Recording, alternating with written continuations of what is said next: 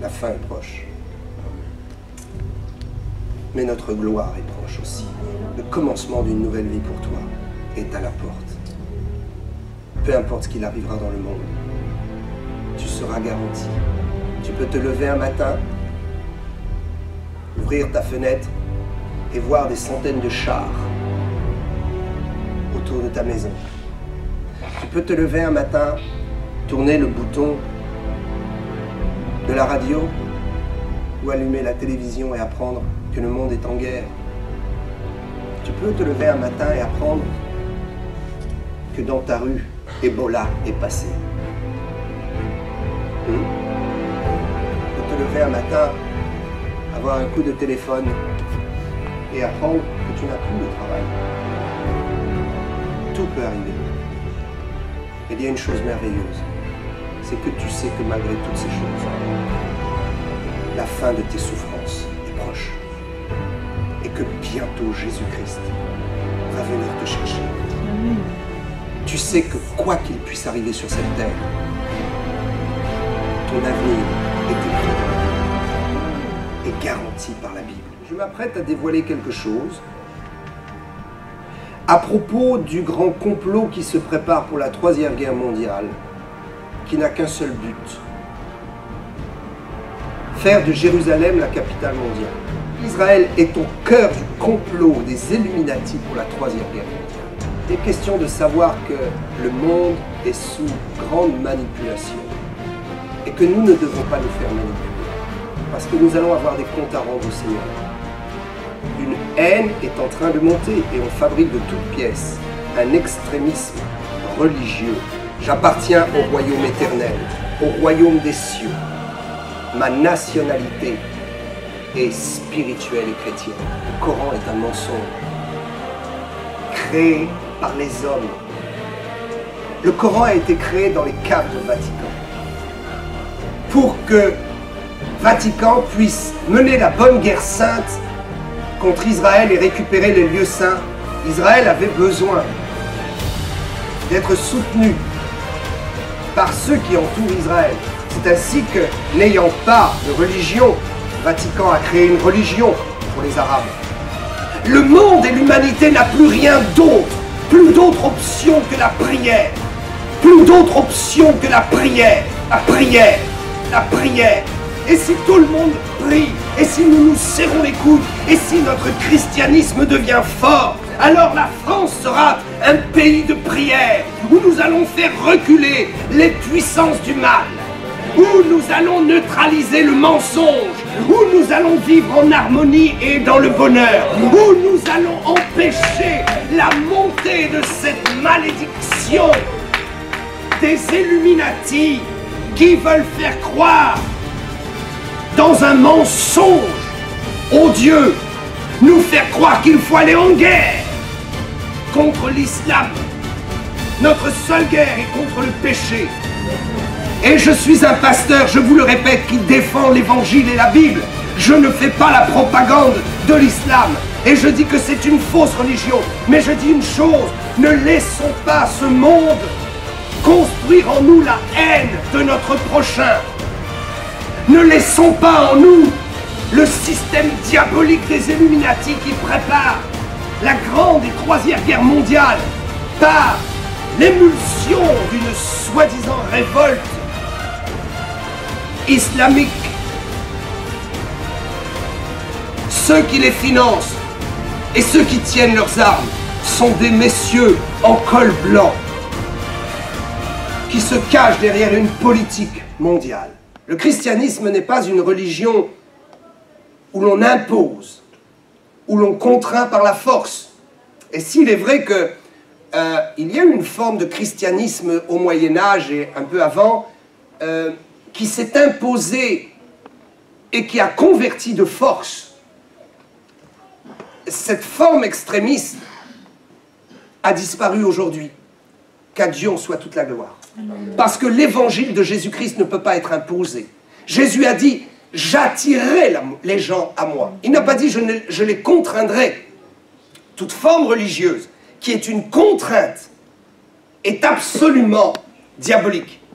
toute forme religieuse qui contraint quelqu'un à se convertir et qui l'oblige n'a pas de sens.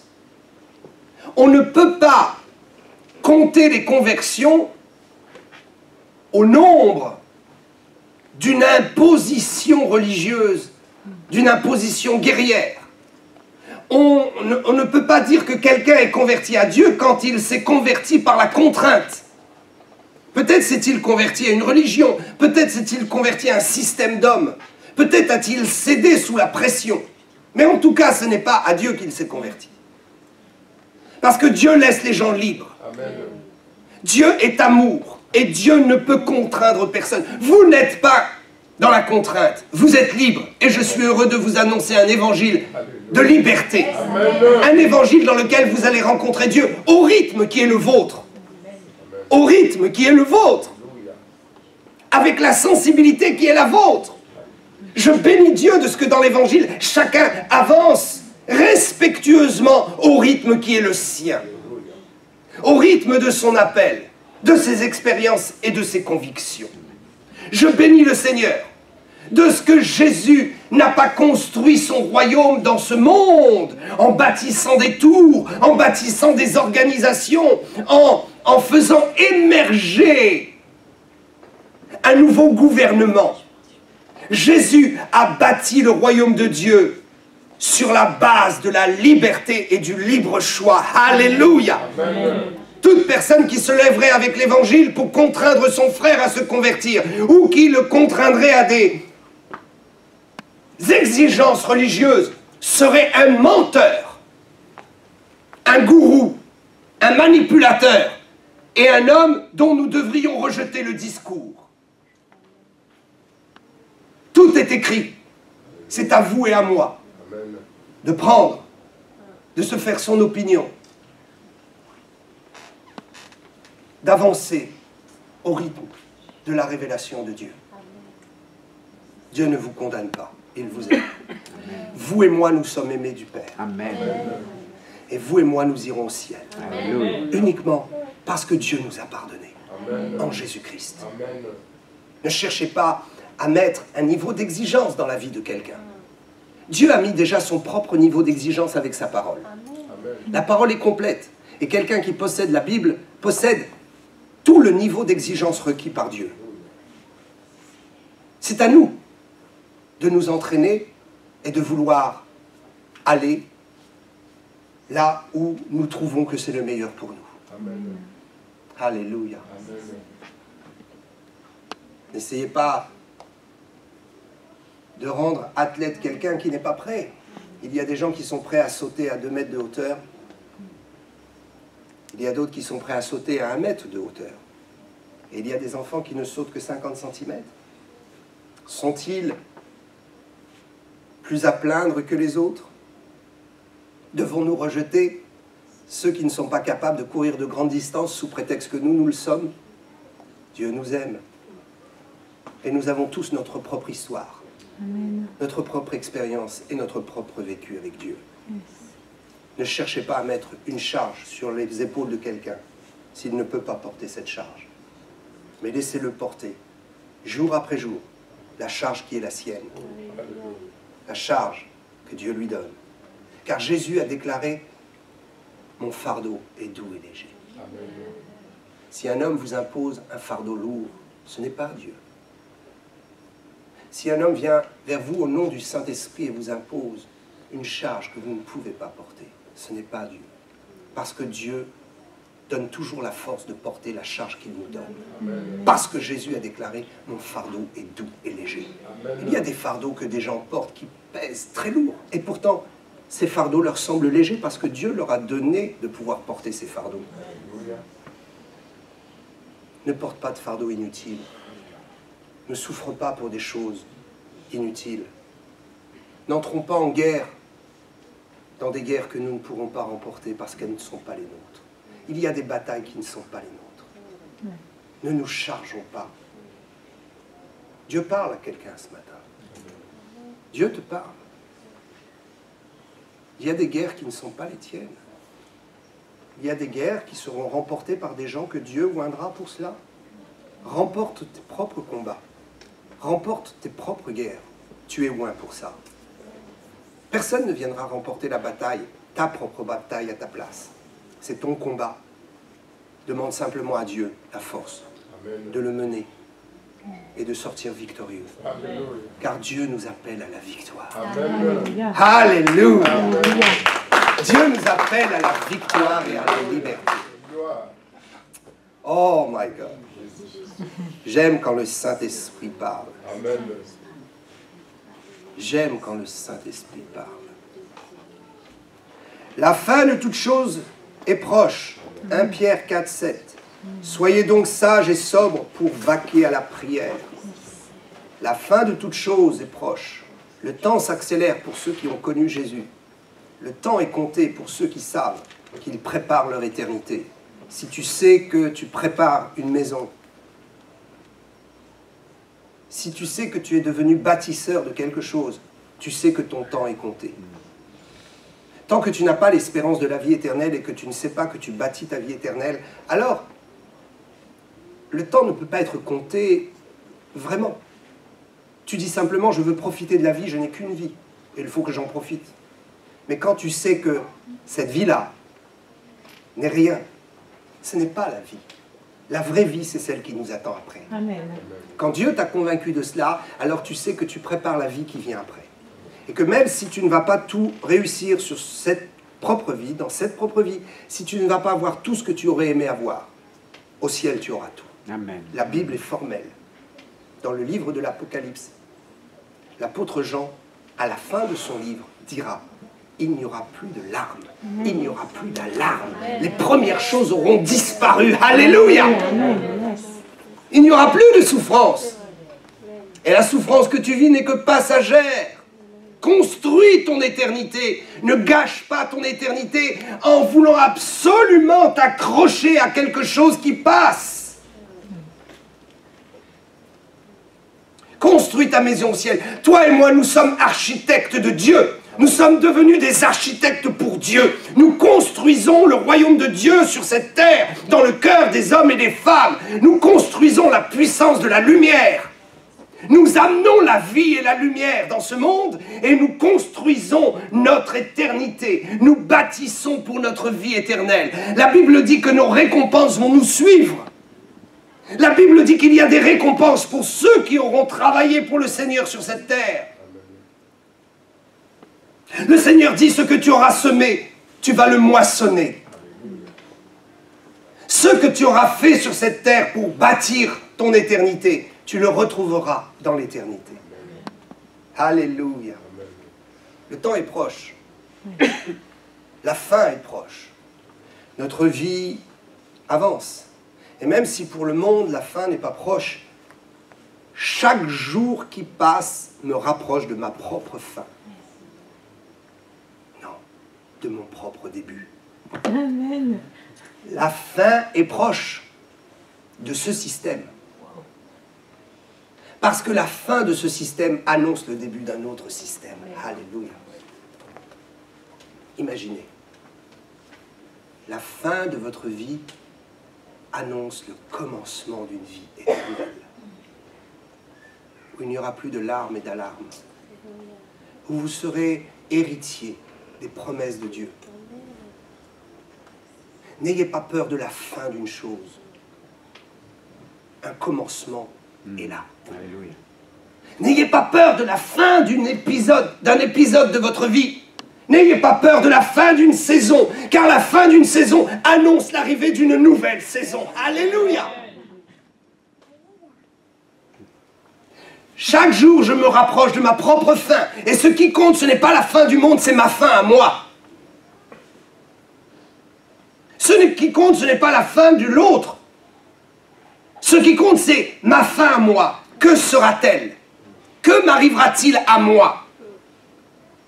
À quoi servirait-il d'avoir toute la révélation sur la vie des autres et de ce que Dieu va faire sur cette terre? Et quand la Troisième Guerre mondiale va arriver, à quoi ça servirait si je ne sais pas quelle est ma propre finalité? Oh, ma propre finalité, c'est que je vais me retrouver devant le tribunal de Dieu et que si j'ai accepté Jésus et que j'ai vécu de l'Évangile, alors j'entendrai ces paroles résonner. comme une gloire dans tout le ciel de Dieu. Au milieu des anges, bon et fidèle serviteur, entre dans la paix et le royaume de ton maître. Alléluia. Alléluia. La fin est proche. La fin de toute chose est proche. Pour l'humanité aussi. Nous vivons ce que la Bible appelle la fin de la fin des temps. Il y a une fin qui existe dans la fin. Imaginez, la fin d'un beau film a commencé, le dénouement. Et ce dénouement va durer 10 minutes. Il y a les 2 ou 3 dernières minutes qui sont la fin de la fin. La fin de ces 10 minutes. Nous sommes dans la fin de la fin. La fin du monde a commencé, la fin des temps a commencé au moment où Jésus est mort à la croix. Tout a changé pour le monde. Le système des sociétés a été impacté par l'Évangile. Oui, je vous dis que tout le système juridique, tout le système des sociétés a été impacté par le christianisme. Une fin a été annoncée, Jésus doit revenir. Quand Jésus est mort à la croix, il est ressuscité, il s'est présenté pendant 40 jours. 40 jours. Et avant de repartir vers le ciel définitivement, avant son retour, il a dit « Je reviendrai ». Amen. Depuis que Jésus a dit qu'il reviendrait, la fin a commencé. Le retour de Jésus, c'est la fin du système de l'homme, du système pécheur. L'homme qui viole sa femme, l'homme qui viole ses enfants, l'homme qui ment, l'homme qui fait des guerres, l'homme qui fait des gouvernements et les défait, l'homme qui envoie des milliers de gens mourir à travers le système économique. On fabrique des choses qui sont mortelles, mais on s'en fiche. Du moment que ça rapporte l'argent, on est prêt à sacrifier des vies. Toute cette méchanceté, ce système humain va arrêter et va cesser. La fin de ces choses est proche. Amen. Jésus va venir et mettre de l'ordre dans tout cela. Alléluia. Nous sommes dans la fin de la fin. C'est-à-dire que les experts expliquent qu'ils ont pris toutes les prophéties bibliques, ils ont mis ça dans un ordinateur. Et ils ont mis et calculé toutes les prophéties qui sont accomplies. Et ils disent, nous sommes à 98% d'accomplissement de ce qui a été prophétisé dans la Bible.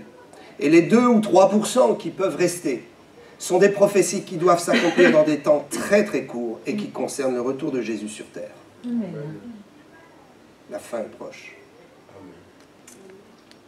Mais notre gloire est proche aussi. Le commencement d'une nouvelle vie pour toi est à la porte. Peu importe ce qu'il arrivera dans le monde, tu seras garanti. Tu peux te lever un matin, ouvrir ta fenêtre et voir des centaines de chars autour de ta maison. Tu peux te lever un matin, tourner le bouton de la radio ou allumer la télévision et apprendre que le monde est en guerre. Tu peux te lever un matin et apprendre que dans ta rue, Ebola est passé. Tu peux te lever un matin, avoir un coup de téléphone et apprendre que tu n'as plus de travail. Tout peut arriver. Mais il y a une chose merveilleuse, c'est que tu sais que malgré toutes ces choses, la fin de tes souffrances est proche. Et que bientôt Jésus-Christ va venir te chercher. Amen. Tu sais que quoi qu'il puisse arriver sur cette terre, ton avenir est écrit dans la Bible. Amen. Et garanti par la Bible. On ne sait pas ce qui va se passer demain. Les experts disent qu'avec le virus Ebola, ça va être le tout ou rien. Où on va vraiment s'en sortir. Mais si on ne s'en sort pas, ça va être une pandémie dans le monde entier. Peu importe. Je ne sais pas quand sera ma fin. Mais je sais une chose, c'est qu'avec Dieu, ma fin sera le commencement. Ebola est un prince de démons. Oh, toi tu dis non, Ebola c'est un virus qu'on a vu à travers le microscope. Non. Ebola est quelque chose de satanique. Ebola est un démon. Et je crois que nous ne devons pas avoir peur de cela. Parce que Dieu nous protège. Et même si ça se passe loin en Afrique, et que ça peut venir très vite chez nous, Dieu nous protège. Alléluia. La fin de toute chose est proche. Soyez donc sobres, sages et sobres, pour vaquer à la prière. Il faut prier. Je vais vous dire quelque chose. Je prépare une vidéo sur YouTube que je vous recommanderais vraiment d'écouter. Une vidéo parce que le Seigneur m'a parlé à propos de quelque chose. J'avais des convictions à ce sujet, mais je gardais mes convictions pour moi. Et puis il arrive un moment où Dieu nous demande de parler de nos convictions. Ne croyez pas que vos expériences et vos convictions avec Dieu doivent rester quelque chose de secret dans votre vie. Non. Ça ne doit pas rester secret. Jésus a dit « Allez, allez et prêchez ». Nous devons faire connaître nos expériences avec Dieu. Et nous devons prêcher la bonne nouvelle de Jésus-Christ. Il y a des choses qui sont des révélations que l'on tait. Et un jour, on le dit publiquement. J'ai eu depuis très longtemps la conviction que les Illuminati étaient en fait dirigés par des Juifs. Oh, j'aime Israël et je ne condamne pas Israël. Mais je m'apprête à dévoiler quelque chose à propos du grand complot qui se prépare pour la Troisième Guerre mondiale, qui n'a qu'un seul but: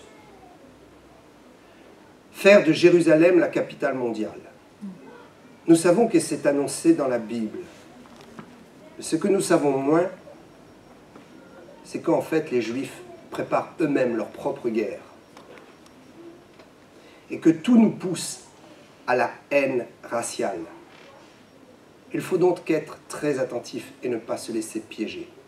Il n'est pas question d'accuser les Juifs, mais il est question de savoir que le monde est sous grande manipulation et que nous ne devons pas nous faire manipuler, parce que nous allons avoir des comptes à rendre au Seigneur.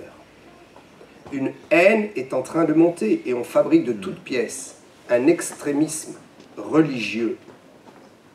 Oh, bien sûr, je prêche l'Évangile et la Bible, et je ne prêche pas l'islam. Et je dis que le Coran est quelque chose de faux. Le Coran n'est pas la parole de Dieu. C'est la Bible qui est la parole de Dieu. Et je prends mes responsabilités en disant cela. Et je sais que je peux m'exposer à la haine d'un extrémisme religieux qui n'hésite pas à sortir le couteau et à trancher la gorge. Mais je suis dans un royaume de liberté. Amen. Non pas parce que je vis dans un pays de liberté, mais ma véritable nationalité et mon appartenance, elle n'est pas humaine, elle est spirituelle. J'appartiens au royaume de mon Père. J'appartiens au royaume éternel, au royaume des cieux. Ma nationalité est spirituelle et chrétienne. Et béni soit le Seigneur de ce que je vis dans une nation libre. Mais je dis ces choses non pas parce que je suis dans une nation libre. Je les dis parce que je vis dans un royaume de liberté. Et peu importe celui qui peut tuer le corps, il ne peut pas tuer l'esprit. Amen. On ne peut pas empêcher un esprit de s'exprimer. Nous sommes des esprits dans des corps. Et nous nous exprimons bien plus que les esprits des revenants. Nous sommes des esprits en expression. Et je voudrais exprimer que le Coran est un mensonge, créé par les hommes. Le Coran a été créé dans les caves de Vatican, pour que Vatican puisse mener la bonne guerre sainte contre Israël et récupérer les lieux saints. Israël avait besoin d'être soutenu par ceux qui entourent Israël. C'est ainsi que, n'ayant pas de religion, Vatican a créé une religion pour les Arabes. Je prends mes responsabilités dans ce que je dis. Et je prépare une vidéo. Parce qu'il est temps de dire les choses. Ce que je veux expliquer, c'est que Israël est au cœur du complot des Illuminati pour la Troisième Guerre mondiale. Qu'est-ce que les Illuminati? Les Illuminati sont un groupe d'élite des francs-maçons. Vous avez tous entendu parler des francs-maçons. Secte, mouvement humain. Bon, moi je sais, j'appelle ça une secte. Appelons ça comme on veut. Organisation humaine, assez floue. On ne sait pas grand-chose. On ne sait que ce que les gens veulent bien raconter. Et la vérité est difficile à savoir parce que quand vous entrez dans cette organisation, on vous demande de vous taire. Et on vous impose le silence sur certaines choses, au risque de mourir. Je sais ce que c'est que d'imposer le silence à quelqu'un pour qu'il se taise en lui faisant des menaces de mort. Je suis sicilien. Et dans ma nation d'origine, je peux vous dire que quand on vous dit de vous taire, vous avez intérêt à vous taire. Parce que sinon, il n'y a aucun pardon, aucune rémission. Les francs-maçons sont une organisation qui est basée sur le rapport de réussite de l'homme par l'homme sans Dieu. La franc-maçonnerie est la religion luciférienne par excellence. À certains niveaux de la franc-maçonnerie, on vous demande de faire des actes qui sont littéralement des actes d'adoration à Satan et à Lucifer. Bien. Cette organisation franc-maçonnique qui est installée dans le monde entier a à son sommet une élite que l'on appelle les Illuminati. Ils sont illuminés, ils ont la lumière et ils savent. Et dans ce groupe des Illuminati, d'après les sources que nous avons, qui doit faire à peu près 100 000 personnes dans le monde, au sein de ce groupe d'élite, il y a une élite. Au sein du sommet, il y a un sommet.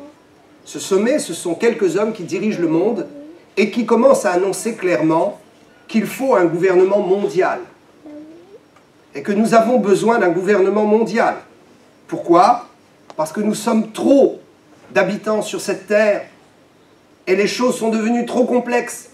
Et la mondialisation, les échanges dans la mondialisation font que nous avons besoin d'être gouvernés par un gouvernement unique et mondial.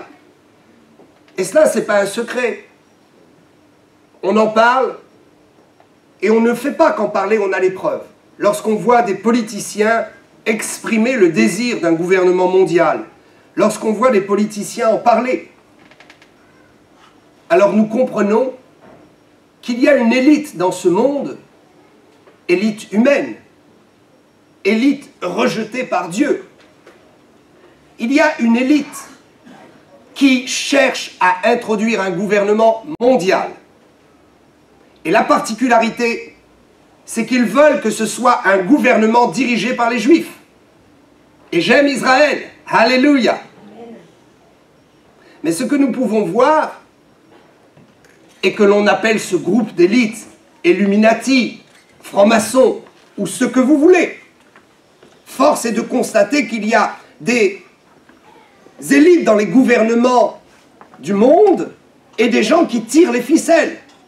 Aux États-Unis, en Angleterre, en France, au Japon, en Allemagne. Il y a des gens qui cherchent à nous introduire dans un gouvernement mondial et qui préparent une troisième guerre mondiale. Afin que le gouvernement trouve un trône qui soit nettoyé de toute religion, de toute idéologie, de tout passé, afin de construire un monde nouveau. Nous savons que Hitler avait cette ambition, n'est-ce pas? Et nous savons qu'il y a des hommes qui dirigent ce monde qui ont cette ambition et qui ne le cachent plus. Ils disent même que nous sommes trop d'habitants sur cette terre. 7 milliards, c'est beaucoup trop. Il faudrait réduire à 2 milliards. Voire 1 milliard. 500 000 qui seraient des élites, profitant et jouissant des richesses du monde, et 500 millions, pardon, pas 500 000, 500 millions, qui seraient les esclaves de ceux qui profitent. Mais nous n'allons pas rentrer dans ce débat, car ça peut être que subjectif. Nous n'avons pas de preuves. Mais je mènerai la preuve qu'au sein de ce groupe d'élite, ce sont des Juifs. Ils sont les plus intelligents sur terre parce que Dieu les a rendus intelligents. Ils sont les plus riches sur terre parce que Dieu leur a donné les richesses du monde à travers la promesse faite au patriarche Abraham. Et ils vont organiser eux-mêmes leur propre guerre. Toutes les guerres ont amené Israël un peu plus loin. La première guerre a amené Israël plus loin. La seconde guerre a amené encore Israël plus loin, avec la nation d'Israël. Et il faudrait une troisième guerre mondiale pour amener Israël à la tête d'un gouvernement mondial. Comment vont-ils s'y prendre? Par la fabrication artificielle de la montée de l'extrémisme religieux islamique. Il n'y a pas vraiment d'organisation. L'organisation est déjà financée par les grands de ce monde. Nous savons tous aujourd'hui. Nous le savons. Les 2 tours jumelles ont été abattues volontairement par les Américains. Tous ces morts et tous ces sacrifices, juste pour que la montée de la haine de l'arabe monte et monte encore dans le monde, afin de se servir de ce que Vatican a donné aux Arabes pour en faire un piège qui les détruira eux-mêmes et qui fera monter une haine contre Israël dont les Illuminati se serviront pour prendre possession du monde en mettant le chaos partout. Le chaos est prêt. La fin de toute chose est prête. Je ne suis pas un prédicateur de l'Apocalypse. Je ne suis pas un théologien de l'Apocalypse. Je ne suis pas ce qu'on appelle techniquement un eschatologue. Mais je crois que Dieu fait des révélations à ceux qui ne sont pas forcément experts d'une chose. Et le Seigneur m'a donné, il y a quelques jours, ce verset, « La fin de toute chose est proche. Soyez donc sages et sobres. Vaquez à la prière. Donnez votre cœur à Jésus. Priez. Laissez Dieu vous convaincre et vous amener plus loin. Laissez Dieu vous amener dans une nouvelle dimension. Et soyez prêts quand ça va arriver afin d'échapper au cataclysme. Soyez prêts quand ça va arriver afin de tenir ferme, d'être des hommes et des femmes dignes, d'être des hommes et des femmes remplis de foi, d'être des hommes et des femmes qui soutiendront le faible, des forts qui soutiendront celui qui chute, des gens debout qui viendront ramasser celui qui est tombé. Alléluia! Les temps sont proches et il est devenu absolument nécessaire d'être sérieux avec l'évangile et dans votre foi. Soyez sérieux avec le Seigneur. Ne plaisantez pas.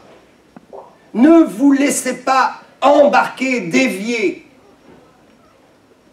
dans les propositions du péché, du mensonge, du compromis, mais soyez des gens dignes, respectueux de vos propres convictions, attachés à vos convictions, défendant les lignes de l'Évangile. Restons fermes dans la prière. Il ne nous restera plus que cela. Il ne nous reste déjà plus que cela. Le monde et l'humanité n'a plus rien d'autre, plus d'autre option que la prière. Oh Dieu, aide-moi dans ce chaos. 3 400 000 chômeurs en France. Et ce n'est pas le chiffre exact, il est beaucoup plus important que cela. Il ne vous reste à vous et à moi, il ne reste qu'à mes enfants que la prière pour dire, oh Dieu, face à ce chômage grandissant, donne-moi la grâce afin que nous ayons du travail, afin que nous ayons de quoi manger. Amen. Prière cruelle qui vous amènera peut-être à prendre la place de quelqu'un, mais qui vous amènera à dire à ce quelqu'un, prie comme moi. Et si tout le monde prie, et si nous nous serrons les coudes, et si notre christianisme devient fort, alors la France sera un pays de prière, où nous allons faire reculer les puissances du mal. où nous allons neutraliser le mensonge, où nous allons vivre en harmonie et dans le bonheur, où nous allons empêcher la montée de cette malédiction des Illuminati qui veulent faire croire dans un mensonge odieux, nous faire croire qu'il faut aller en guerre contre l'islam. Notre seule guerre est contre le péché. Et je suis un pasteur, je vous le répète, qui défend l'évangile et la Bible. Je ne fais pas la propagande de l'islam. Et je dis que c'est une fausse religion. Mais je dis une chose, ne laissons pas ce monde construire en nous la haine de notre prochain. Ne laissons pas en nous le système diabolique des Illuminati qui prépare la grande et troisième guerre mondiale par l'émulsion d'une soi-disant révolte islamique. Ceux qui les financent et ceux qui tiennent leurs armes sont des messieurs en col blanc qui se cachent derrière une politique mondiale. Je prends mes responsabilités et j'appelle tous les chrétiens de France, de la francophonie, à se concentrer sur la prière et à ne pas laisser la haine monter en eux. La haine de l'arabe ou la haine du juif. Car les deux vont être au centre du cataclysme qui va déclencher la guerre la plus abominable que l'humanité n'ait jamais connue, la troisième guerre mondiale. C'est de l'espérance que je sème dans vos cœurs. Ce n'est pas de la peur.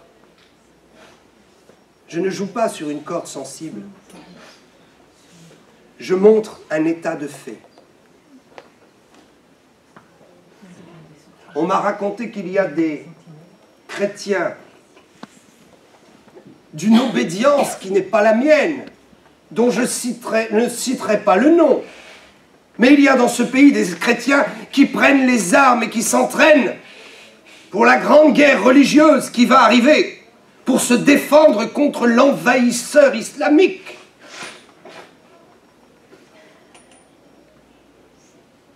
Faisons le bon choix. La Bible dit, tu aimeras celui qui te persécute. Faisons le bon choix et disons-leur à tous ces réfugiés d'Afrique du Nord chez nous, tous ces Arabes qui sont chez nous, disons-leur, vous êtes piégés. On fabrique votre haine et on arme votre bras pour satisfaire les désirs d'une communauté mondiale qui se prépare. On excite votre colère pour servir sur un plateau une guerre qui arrangera ceux en col blanc qui ne se seront pas salis les mains. Vous imaginez parfois des gens vous montent contre d'autres gens pour servir leurs propres intérêts. Et quand vous êtes en guerre et que vous dites « mais pourquoi je me bats finalement ?» C'est déjà trop tard. Évangéliser les Arabes dans notre pays, c'est la solution.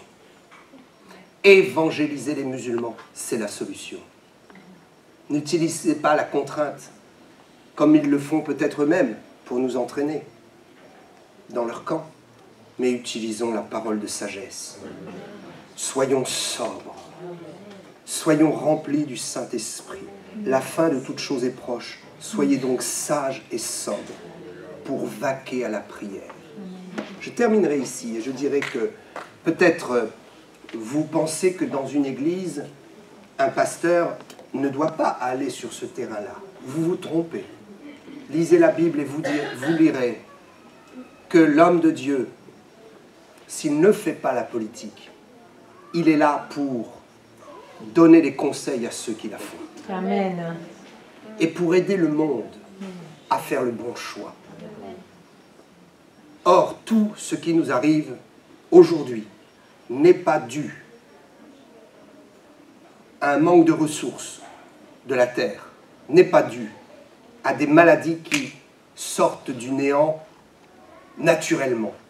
Tous nos problèmes sont dus à des politiciens qui préparent un gouvernement mondial et qui fabrique les guerres, qui fabrique les virus, qui fabrique les maladies, qui fabrique le chômage. La Banque mondiale se met elle-même volontairement en faillite pour provoquer justement ce cataclysme. Il y a de l'argent, il y a des ressources. Vous êtes une ressource pour cette terre. Vous et moi, nous avons de la capacité. On nous ment. Alors revenons à l'Évangile et prions tout simplement. Prions que Dieu nous fasse grâce. Que Dieu vous bénisse. Amen.